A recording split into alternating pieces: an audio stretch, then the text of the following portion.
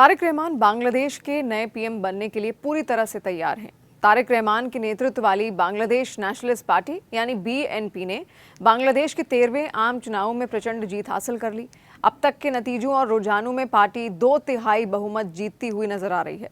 तारिक अब सिर्फ बांग्लादेश में लंबे समय तक शासन करने वाले परिवार के उत्तराधिकारी भर नहीं हैं, उन्होंने खुद को मजबूत मौजूदा वक्त में यहाँ का सबसे शक्तिशाली नेता भी साबित कर दिया है।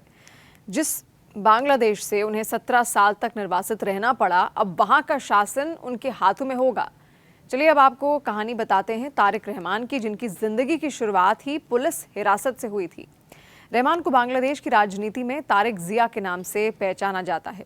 उनका जीवन और राजनीतिक पहचान काफी हद तक उनके पारिवारिक नाम से ही जुड़ी रही है। उनकी पहली पहचान यही है कि वो जियाउर रहमान और खालिदा जिया के बेटे हैं। उनका जन्म 1967 में उस समय हुआ जब बांग्लादेश पूर्वी पाकिस्तान कहलाता था, यानी तब वो मौजूदा पाकिस्तान का ही हिस्सा थे। 1971 के मुक्ति संग्राम यानी कि बांग्लादेश की आज़ादी की जंग के दौरान तारिक महज 4 साल के थे और उन्हें कुछ समय के लिए हिरासत में भी रखा गया था। इसी वजह से उनकी पार्टी बीएनपी उन्हें युद्ध के सबसे कम उम्र के बंदियों में शामिल बताकर सम्मानित भी करती है। उनके पिता जियाउर रहमान सेना में कमांडर थे। 1975 के तख्तापलट के बाद उन्होंने धीरे धीरे सत्ता में अपनी पकड़ मजबूत की। उसी साल बांग्लादेश के संस्थापक नेता और शेख हसीना के पिता शेख मुजीबुर रहमान की हत्या कर दी गई थी। इस घटना के बाद जिया और हसीना परिवारों के बीच गहरा और स्थायी राजनीतिक टकराव पैदा हो गया, जिसे आमतौर पर बेगमों की लड़ाई भी कहा जाता है। खास बात यह है कि दशकों में पहला ऐसा चुनाव था जिसमें दोनों बेगमों में से कोई भी चुनावी मैदान में नहीं उतरा। खालिदा जिया की मृत्यु हो गई, जबकि हसीना अब भारत में रहने को मजबूर हैं। कुछ वर्षों बाद जियाउर रहमान की भी हत्या कर दी गई थी। तब तारिक रहमान की उम्र केवल 15 साल थी। इसके बाद उनका पालन पोषण उनकी मां के साए में हुआ, जब खालिदा जिया देश की पहली महिला प्रधानमंत्री बनी। आगे चलकर सत्ता को लेकर हसीना और जिया के बीच लगातार संघर्ष चलता रहा और दोनों ने एक दूसरे को राजनीतिक रूप से चुनौती भी दी। बीएनपी के अनुसार 23 साल की उम्र में सक्रिय राजनीति में आने से पहले तारिक रहमान ने ढाका यूनिवर्सिटी में अंतर्राष्ट्रीय संबंधों की पढ़ाई कुछ समय तक की थी। इसके बाद उन्होंने सैन्य शासक हुसैन मोहम्मद इरशाद के खिलाफ आंदोलन के दौरान बीएनपी का दामन थामा। 2007 में उन्हें भ्रष्टाचार के आरोपों में गिरफ्तार किया गया। उस दौरान उन्होंने जेल में शारीरिक और मानसिक उत्पीड़न का आरोप लगाया था। रिपोर्टों के मुताबिक उनकी रिहाई राजनीति से दूर रहने की शर्त पर हुई थी। उसी वर्ष रिहा होने के बाद वो इलाज के लिए 2008 में लंदन चले गए और फिर बांग्लादेश वापस नहीं लौटे। 2008 में शेख हसीना के सत्ता में लौटने के बाद बड़ी संख्या में बीएनपी नेताओं और कार्यकर्ताओं को जेल भेजा गया। आपको बता दें कि बाद में 2018 में 2004 में हसीना की रैली पर हुए हमले की साजिश के मामले में तारिक रहमान को उनकी अनुपस्थिति में आजीवन कारावास की सजा सुनाई गई थी। बीएनपी का यह कहना था कि ये सब जिया परिवार को स्थायी रूप से राजनीति से बाहर करने की कोशिश थी। ब्रिटेन में रहते हुए तारिक रहमान अपनी पत्नी, जो पेशे से हृदय रोग विशेषज्ञ हैं, और अपनी बेटी के साथ जीवन बिता रहे थे। लेकिन शेख हसीना के सत्ता से हटने और मां की तबीयत खराब होने के बाद उन्होंने एक बार फिर बांग्लादेश की राजनीति में सक्रिय भूमिका निभानी शुरू कर दी। मां खालिदा की मौत के बाद उन्हें बीएनपी चीफ बनाया गया और इस भूमिका में उन्होंने अपने पहले ही चुनाव में प्रचंड जीत हासिल कर ली है। ये जीत उनकी अकेले की नहीं है, उस पारिवारिक विरासत की है जिसे वो अपने कंधे पर लेकर घूमते हैं। बांग्लादेश में देखिए 13वें संसदीय चुनाव के लिए 299 सीटों पर मतदान कराए गए थे। आज नतीजे घोषित हो रहे हैं। जारी परिणामों में बीएनपी को पूर्ण बहुमत मिलता हुआ दिखा। प्रधानमंत्री शेख हसीना के देश छोड़ने के करीब 1.5 साल बाद पहली बार ये आम चुनाव कराए गए हैं। मुख्य मुकाबला बीएनपी और जमात इस्लामी के बीच है। अवामी लीग चुनाव से बाहर है। कई सीटों पर अब भी वोटों की गिनती लगातार जारी है। अनऑफिशियल नतीजों के मुताबिक बीएनपी चेयरमैन तारिक रहमान ने ढाका 17 और बोगरा 6 दोनों सीटों पर जीत हासिल की है। देखिए, बीएनपी ने अपनी विदेश नीति को समानता और आत्मसम्मान के ढांचे पर पेश किया है। घोषणा पत्र का सबसे चर्चित नारा है, मित्र हाँ, मास्टर नहीं। इसके माध्यम से पार्टी ने स्पष्ट संदेश दिया है कि ढाका किसी भी दूसरे देश के हस्तक्षेप को बर्दाश्त नहीं करेगा और न ही किसी दूसरे के आंतरिक मामलों में दखल देगा। विशेषज्ञों का यह भी मानना है कि ये सीधा प्रहार अवामी लीग के उस कार्यकाल पर है जिसे बीएनपी अक्सर विदेश प्रभाव वाला शासन करार देती रही है। भारत बांग्लादेश सीमा पर होने वाली मौतों और तस्करी को बीएनपी ने अपना प्रमुख चुनावी मुद्दा बनाया है। घोषणा पत्र में वादा किया गया है कि भारतीय सीमा सुरक्षा बल यानी कि बीएसएफ द्वारा की जाने वाली कथित गोलीबारी को रोकने के लिए कठोरतम रुख अख्तियार किए जाएंगे और साथ ही भारत द्वारा औपचारिक प्रक्रिया के बिना लोगों को सीमा पर भेजने के आरोपों पर बीएनपी ने सख्त आपत्ति जताई और इसे रोकने के लिए प्रभावी कदम उठाने की बात कही रही है। नशीले पदार्थों और मानव तस्करी के खिलाफ जीरो टॉलरेंस की नीति अपनाने की बात भी की जा रही है। देखिए, तमाम दावे हमेशा से बांग्लादेश करता है, लेकिन हमेशा भारत ने इन तमाम दावों को, उसके फर्जी दावों को खारिज किया है।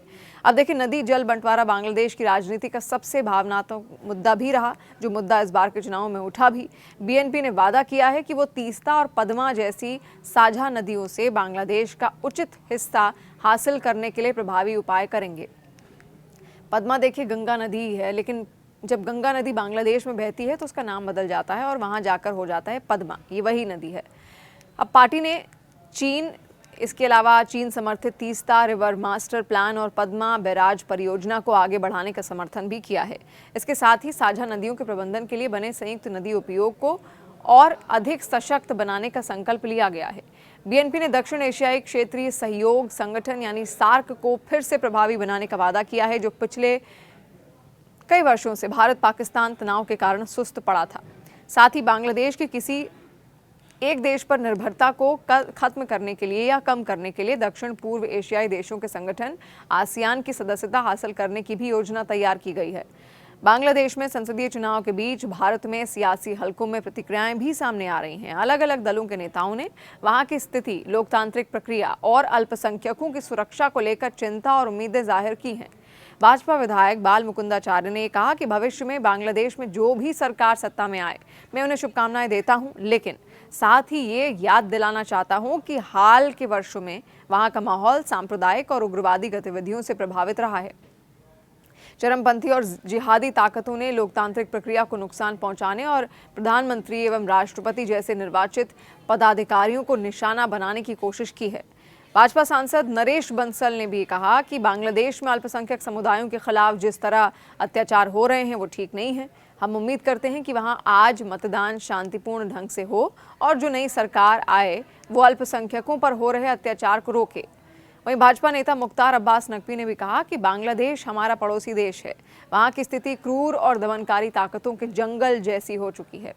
जरूरत एक संवेदनशील और अच्छी सरकार की है, जो वहां के लोगों की चिंताओं को समझे और अल्पसंख्यकों की सुरक्षा सुनिश्चित करे।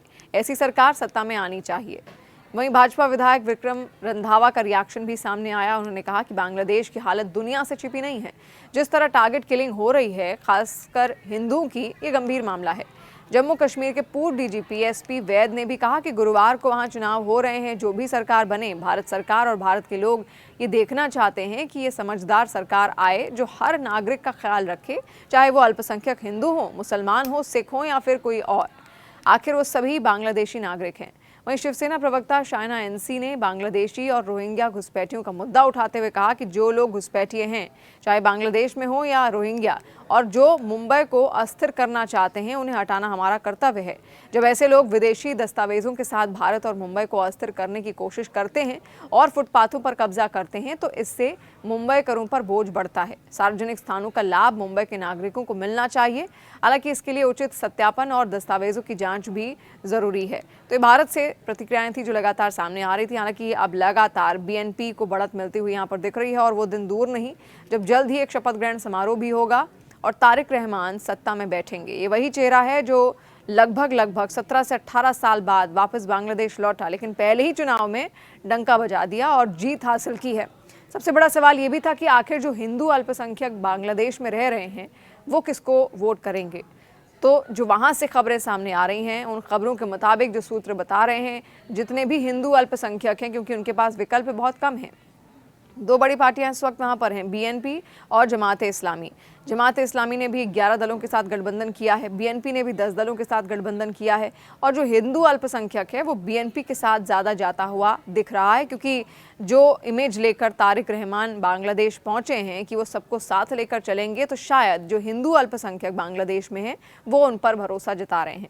लेकिन आपको क्या लगता है, तारिक रहमान अगर बन गए यहाँ पर प्रधानमंत्री बांग्लादेश के, तो भारत के साथ वो रिश्ते कितने मजबूत रखेंगे? कमेंट में बताइए।